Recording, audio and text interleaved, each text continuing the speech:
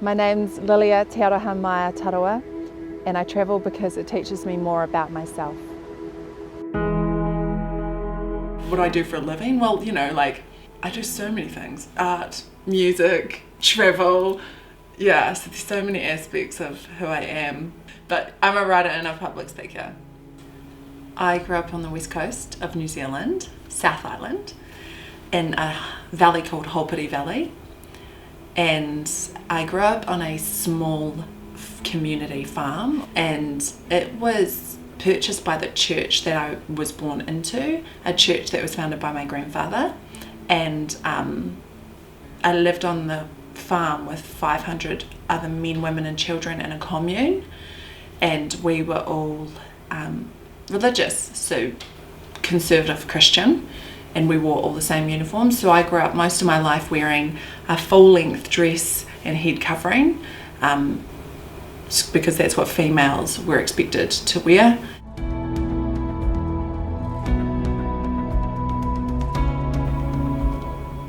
I think my brothers, and they were more adventurous than me, and being around them kind of made me push my own boundaries. We used to take our dresses and make these like air bubbles and then float down the rapids in them. That was my life. So I kind of had this curiosity for the world around me, even though I lived in an environment where so many aspects of who I was and my personality were suppressed.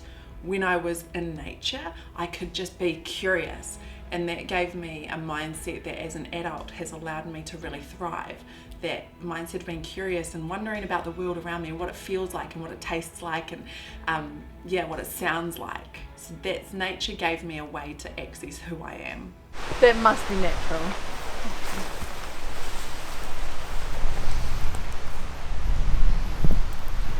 I think it's natural because it is. It naturally forms in the bark. Fuck, that's cool.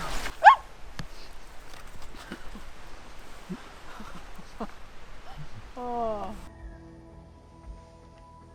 It was difficult for me to make a decision of if I could leave or not. I had to break through all the mental barriers first, and then the actual act of leaving. I remember the day we left and I was so excited to leave, but I was also essentially sacrificing so many of my friends and my cousins and the entire life I'd known. So my work was there, my school was there, the roof over my head was there, my livelihood was there, all of my friends and family were there, and I was, in order to leave and to pursue what I wanted in my life and for my life and have my freedom, I had to make a huge sacrifice of that. I was literally just giving up my entire life. That was hard, and it took me 2 years to make that decision. Lots of conversations at night, lots of falling asleep, worrying, trying to figure out, was I allowed to wear pants? Was I allowed to wear makeup? Was it okay for me not to have to live on this farm? Because essentially we were taught this is the one true church of God. If you leave here, you're sacrificing your salvation. And as a young Christian, having the Christian doctrines I was raised with, being taught to obey the leaders, submit to the leaders, give up your free will, I was just like, how can I make this decision for myself? Because number one, I've never been allowed to make any decisions for myself before, and if I make this decision, I'm going against everything that I've been taught. When I was a teenager, how does a teenager make that decision?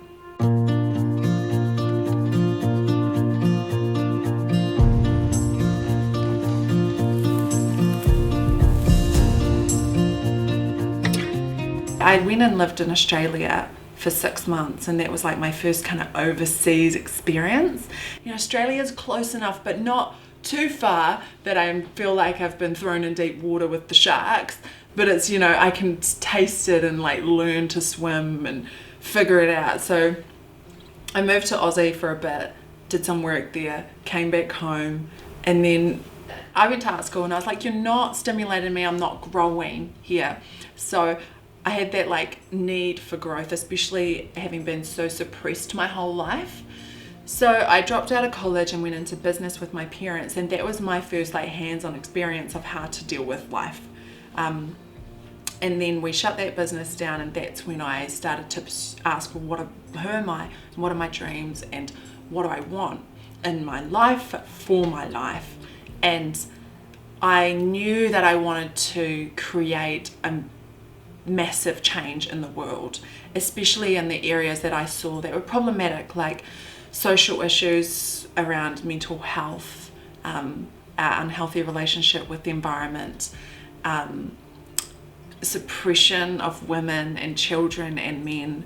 So I wanted to make an impact, but I also wanted to make money. So I started my own business at that time. So then I started traveling for business. I would go to conferences, I'd fly to the States to learn from people who were already making a huge difference. And while I would go for business, I would also explore the local area to figure out what I liked, and just to see things that I'd never seen before, and taste food that I'd never tasted before, and smell smells that I'd never smelled. And yeah, it was just this like overwhelming like sensory experience of travel. I was just kind of overwhelmed with this feeling of I can live and experience life now, and I felt more alive. And I started to write. That was when I really first started to write, was when I traveled, because I was like, I need to record this crazy stuff is happening to me, and I need a way to tell people about it, or just to like express myself. So I would just like create these words that described my environment and what I was going through.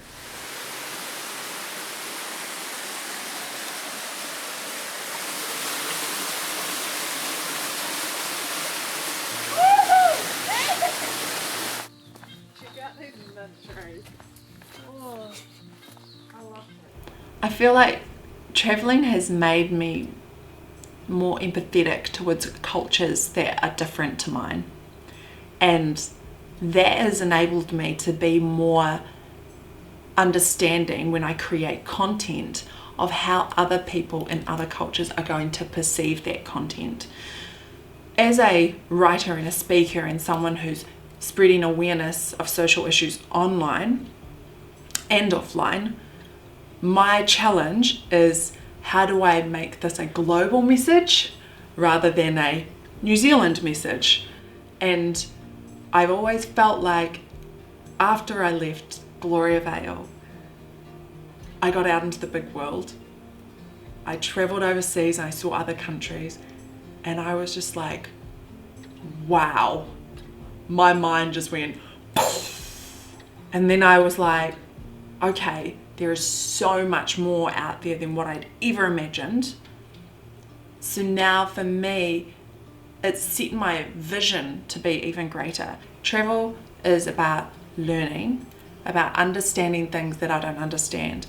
And I don't want to go to a place and just see the pretty parts of it. Like, I want to go to a place and experience the good and the bad in that place, because that paints a full picture for me, and I can learn more through that and understand more what are the problems in our world that we need to address as a collective species. So when I travel, like, I'm wanting to go maybe volunteer in a wildlife shelter, maybe go clean up the beaches and hang out in places that are not so polished. I understand why people kind of highlight the pretty parts of travel, but I feel like we should talk about our problems.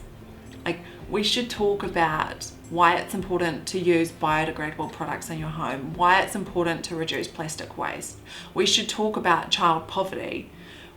And it doesn't mean we can't enjoy the beautiful parts of life, because we absolutely can, but we don't want to be so enjoying them that we're so privileged and we forget about what's important and the other things that are happening.